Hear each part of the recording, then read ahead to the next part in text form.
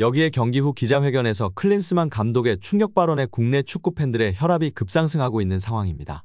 다들 건강 유의하시고 들어주시기 바랍니다. 대충격입니다. 경기 종료 후 손흥민은 중계방송사 인터뷰에서 우리 실수로 인해 실점한 상황이 많았다. 동료들에게 이를 개선해야 한다는 말을 많이 했다고 전했습니다. 그러면서 시간이 있었던 만큼 공간이 벌어지고 찬스가 많이 날 것이라고 했는데 마지막에 동점골을 기록하면서 다행스러운 결과를 가져왔다고 덧붙였습니다. 여기에 경기 후 기자회견에서 클린스만 감독의 충격 발언에 국내 축구 팬들의 혈압이 급상승하고 있는 상황입니다. 다들 건강 유의하시고 들어주시기 바랍니다. 대충격입니다. 졸전 끝에 요르단과 2대2 무승부를 거둔 위르겐 클린스만 축구대표팀 감독이 상대의 압도를 당했지만 플랜 A엔 문제가 없다고 망언을 했습니다.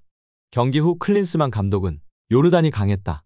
1대1 상황에서 지지 않았고 팀으로서 우리를 압도했다. 전반전의 요르단 활약은 칭찬하고 싶다고 요르단의 만만치 않았던 경기력을 인정했다. 이어 하지만 후반전은 우리의 경기였다. 중동 팀들이 경기를 앞서고 있을 때 어떻게 대비하는지에 대해 많이 배웠다. 비슷한 상황이 오면 잘 대처할 수 있을 것이라고 덧붙였습니다.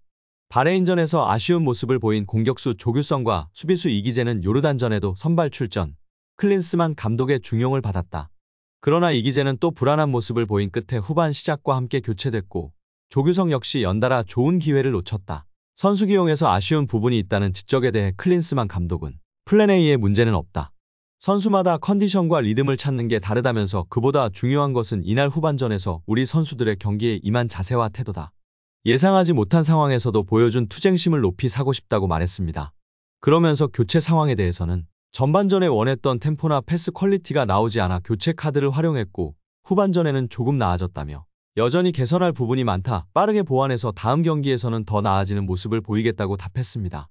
클린스만 감독은 현재는 조별리그 세 번째 경기인 말레이시아전만 보고 있다. 조별리그에서 치르는 모든 경기에서 배우고 발생할 수 있는 변수들을 짚고 넘어가는 것이 중요하다면서 예를 들어 중동팀들이 보여주는 투쟁심을 잘 기억하고 다시 중동팀을 만났을 때 같은 실수를 반복하지 않아야 한다고 설명했습니다. 16강 이후 예상 상대에 대해 분석하고 있느냐는 질문에는 말레이시아전이 끝난 뒤에 답하겠다고 했습니다.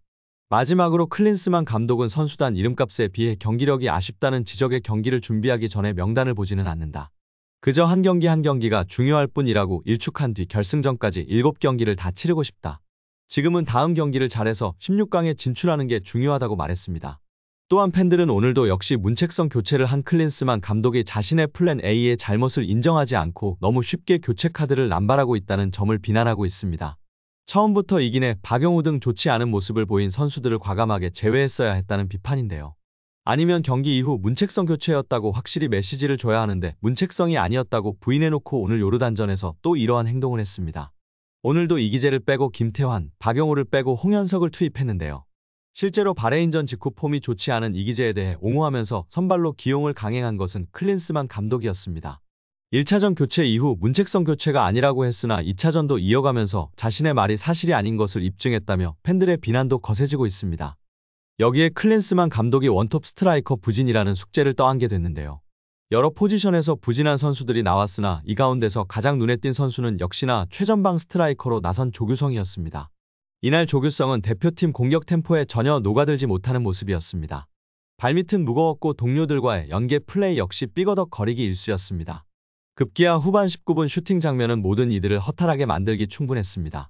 당시 오프사이드가 선언된 상황이었으나 공을 이어받은 조규성은 회심의 슈팅 한 방이 그대로 골대 위로 지나가는 어이없는 장면을 연출한 것인데요.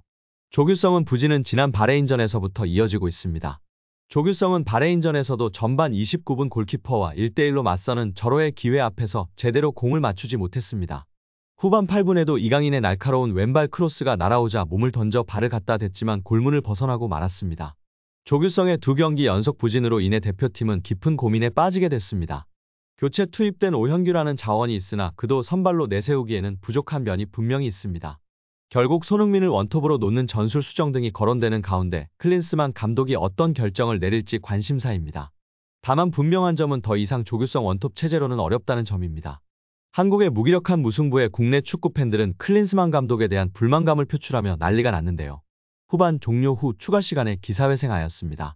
이번 무승부로 클린스만 감독이 비판받아야 하는데요. 우리 선수들이 몸이 무겁도 이렇다 할 모습을 제대로 보여주지 못한 몇 명의 선수가 있었습니다. 그 선수들을 믿어주는 건 좋은데 교체 타이밍이 다소 늦었고 이기재의 경우 전반만 뛰게 하고 후반에 바로 교체하는 경우가 벌써 2차례인데요. 교체 카드가 5장이라 막 쓰는 건가요?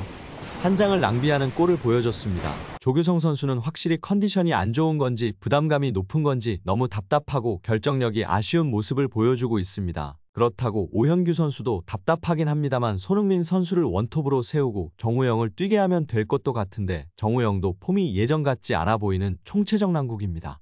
전술적 움직임이나 특성은 전혀 없었고 선수들의 고군분투로 결국 동점골을 만들어낸 모습이었습니다. 화가 난 팬들은 손흥민, 이강인, 김민재를 데리고 요르단에게 지고 있는 클린스만은 뭐하는 사람일까 궁금해. 전술 지시도 안 해. 심판이 치즈 먹여도 가만히 있어. 선수가 넘어져도 반응 안 해. 클린스만 왜 있는 거임. 이럴 거면 감독 자리 공석해. 진짜 이 황금세대를 클린스만이라는 무능력 감독의 손에 맡긴 축협이 너무 한심하다. 벤투가 그립다 못해 당장 아랍에미리트 대표팀 숙소에 클린스만을 질질 끌고 찾아가서 클린스만이 처입고 있는 대표팀 옷을 벗기고 벤투한테 입히고 싶음. 클린스만 전술 없다는 흥민이 히트맵으로 설명 가능함. 투톱으로 뛰는데 거의 히트맵만 보면 풀백 수준으로 뛰고 커버하고 있음. 전술이 있었다면 이런 히트맵 절대 안 나옴 등의 반응을 보이고 있습니다. 여러분들은 어떻게 경기 보셨나요?